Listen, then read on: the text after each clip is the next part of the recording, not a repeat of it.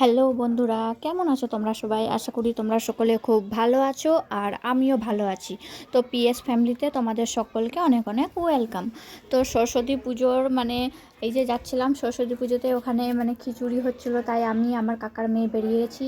আর এই যে আমার ছেলে সকাল সকাল রেডি হয়ে প্রণাম করতে গেছে। সকাল সকাল রেডি হয়ে স্নান করাবার সময় এতটা বিরক্তি করেছে, কি বলবো। তো আমি আর এই যে আমার কাকার মেয়ে দুজনাই চলে এসেছি এখানে, যেখানে খিচুড়ি হচ্ছে রান্না, সেই জায়গাটাতে চলে এসেছি।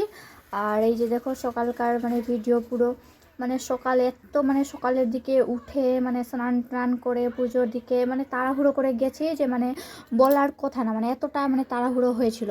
এই যে কাকাই এখানে খিচুড়ি রান্না করছে। তো আজকে খিচুড়ি হবে, তাই যে ঠাকুমা এখানে বসেছিল, তো বলছে যে তুই আবার ভিডিও করছিস, সেটাই।